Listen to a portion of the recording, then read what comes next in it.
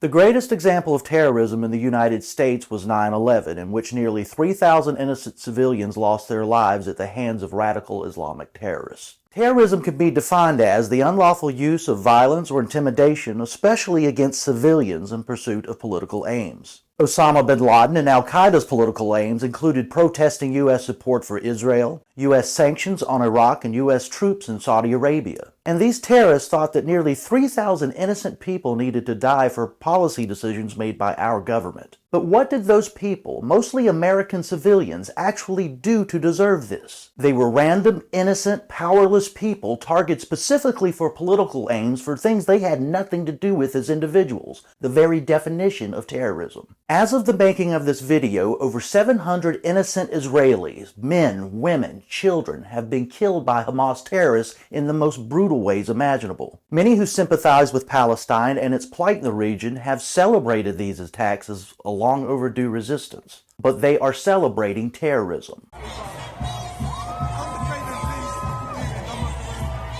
The Palestinians, many of whom oppose the terrorist group Hamas, believe that the land that was given to Israel rightfully belongs to them. They say that for decades, people have been trapped in what many people describe as an open-air prison. They are barred from crossing the borders of both Israel and Egypt and are contained to a very small spot that has only gotten smaller over the years. But what did those 700 innocent Israelis and others harmed have to do with Palestine's plight? They were targeted because of the political decisions of their government, which they, as individuals, have no control over, the very definition of terrorism. In response to the Hamas terrorist attacks, many voices, especially in America, are calling for Israel's leadership to turn Gaza into a parking lot. In other words, mass devastation in a relatively small space. And actually bring the boom, and possibly for the first time, look at turning that into a parking lot. In response to the Hamas attacks, Prime Minister Benjamin Netanyahu has ordered Palestinians to leave Gaza when they really have nowhere to go, and is vowing to turn Gaza into a deserted island.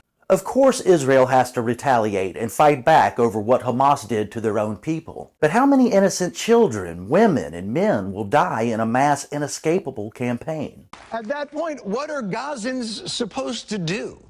The Israeli military telephoned the neighbor to warn them to evacuate, but they only had 3 minutes. Evacuate to where?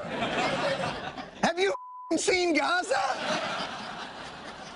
It's this, Israel blocked this border, Egypt blocked this border. Were they supposed to swim for it?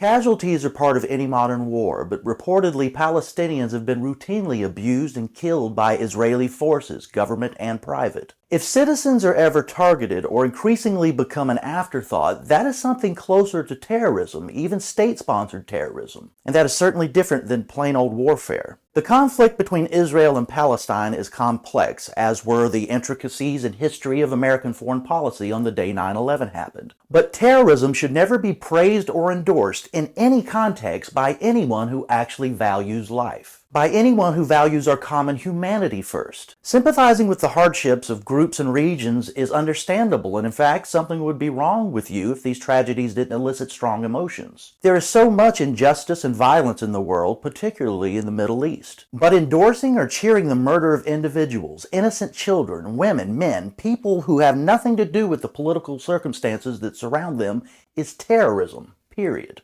There is a difference between the people of Palestine and the terrorists who make up Hamas. That distinction needs to continuously be made, as there are too many who are very eager to conflate the two in order to justify what Israel is doing now or what they do next. We can and should fight adamantly to protect the sanctity of life in the former population while supporting the eradication of the actual terrorist in the latter group. Terrorism should never be defended or justified in any situation or circumstances. Our terrorism is more okay than their terrorism should never be considered reasonable or moral. How you feel about the plight of a people is one thing, how you fight back is another. And terrorism should never be the answer.